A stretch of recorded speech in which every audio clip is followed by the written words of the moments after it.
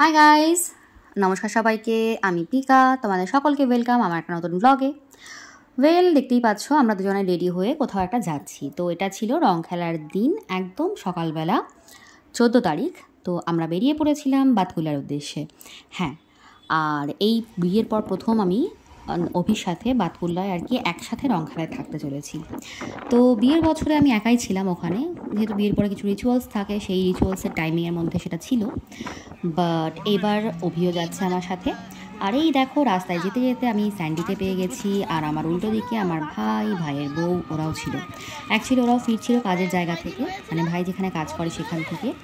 আগের দিন যেহেতু চাপ ছিল, মার্চ মাস চলছে, ইয়ার এন্ডিং, নানান ধরনের কাল। সো আমরা ফাইনালি একসাথে সবাই পৌঁছচ্ছি। ধরেছে go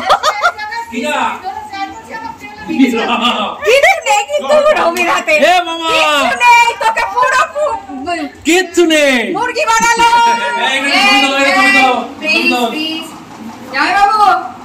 happy Holi, happy Holi, happy Holi.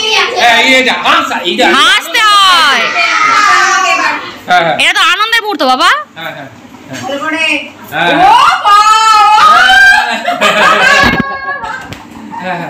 আবার এটা করতে নেই বাবা, না না কেন এটা করছেন কেন? বাবা দাঁড়া, বাবা দাঁড়া। এই তো সাবা এই অভি সামনে দাঁড়াও। এই দেখো, হ্যাপি হোলি, হ্যাপি হোলি। না না রবি রবি। কাঁদলে আমি তাই তো কি করে? হ্যাঁ হ্যাঁ হ্যাঁ, বাহ খুব সুন্দর সুন্দর হয়েছে, সুন্দর হয়েছে। আমরা কি হ্যাঁ হ্যাঁ, মা দিদি তো ভিজে গেল এরকম। হেভি হয়েছে, হেভি হয়েছে। হ্যাঁ হ্যাঁ হ্যাঁ হ্যাঁ, কি আগে মরণদের এরকম বুকটা নিয়ে সমান এরকম তোলা থাকি। হেভি হয়েছে কিন্তু হ্যাঁ হ্যাঁ বাহ একটু মুছে দিলাম। নেন ওকে স্যান্ডিকে দেন। বাহ খুব সুন্দর হয়েছে। প্রণাম করো, প্রণাম করে দাও।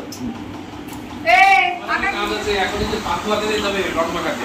আচ্ছা সেটা তো ভালো কথা।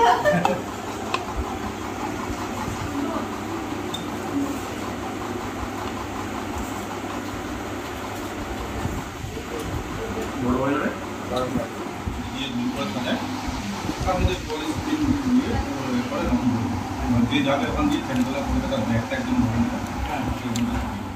পেলে সকাল সকাল ব্রেকফাস্ট সেরে নিয়ে আমি, ভাই, প্রিয়া আর অভি, আমরা চারজন, সাথে স্যান্ডিও ছিল, সবাই মিলে এবার যাচ্ছি একটা জায়গায়, যেটা হচ্ছে আমাদের বাতকুল্লার বয়েজ স্কুল, যেখানে সেখানকার মাঠটা যেটা সেটাই।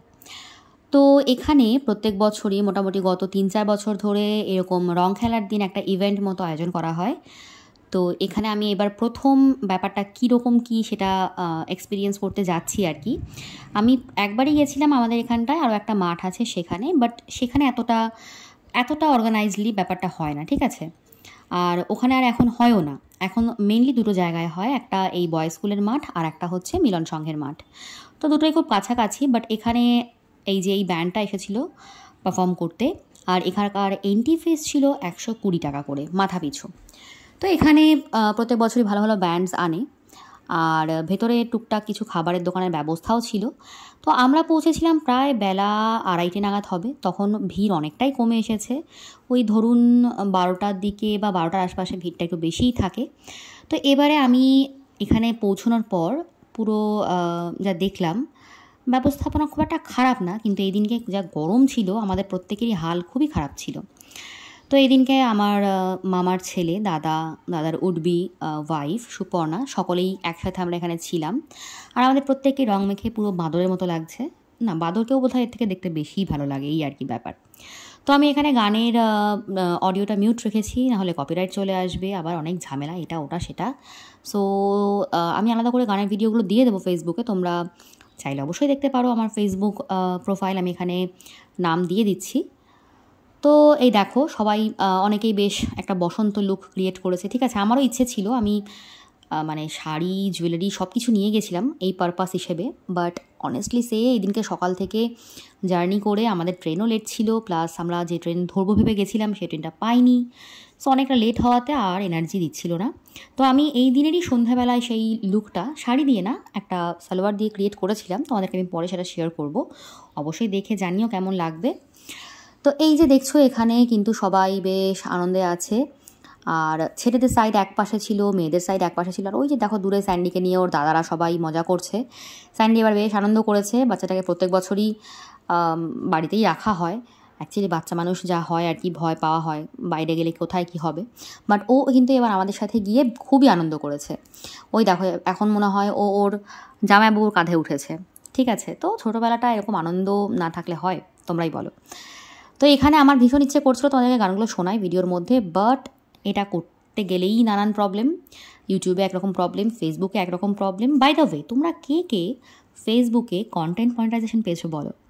আমি কিন্তু রিসেন্টলি পেয়ে গেছি সেট আপটা, এবং ফার্স্ট লটেই পেয়ে গেছি বলতে পারো, কারণ অনেককেই দেখলাম যে ফার্স্ট লটের পরে অনেকে আপডেট দিচ্ছে, বাট আমার একদম যেটা ফার্স্ট লট ছিল সেটাই পেয়ে গেছি।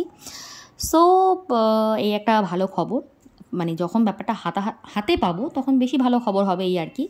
তো যাই হোক, আজকে এইটুকুই শেয়ার করলাম, আর ডিটেলস ভিডিও আমি ইচ্ছা আছে দেব, সময় করে ভিডিও করতে পারলে অবশ্যই দেব। তো এখানে দেখো একজন আমার প্রিয় একটা প্রাণী বসে আছে, এই আশপাশের মানুষগুলো না, এই যে কুকুরটা এটা, হ্যাঁ আমি ভীষণভাবে ওদেরকে ভালোবাসি, তোমরা সবাই সেটা জানো। সো ও দেখলাম বেশ ভাইবস দিচ্ছে এখানে বসে বসে, ঠিক আছে, বাট মানুষজন ওকে একদমই ঠিক করে এক জায়গায় বসে দিচ্ছিল না। সো এরকম করো না, যে যার মতো আনন্দ করো, আশপাশে ওদেরকে এইভাবে বিরক্ত করো না, ওরা কি আমাদেরকে বিরক্ত করছে বলো? তো আজকে আমার হোলির ব্লগটা এই অবধিই ছিল, তোমরা অবশ্যই কমেন্টে জানিও, আর লাইক শেয়ার করতে ভুলো না, অবশ্যই সাবস্ক্রাইব ফলো করে পাশে থেকো। সো চলো দেখা হচ্ছে নেক্সট ভিডিওতে, এখানে গিয়ে আইসক্রিম দিয়ে ভিডিওটা শেষ করছি, টাটা।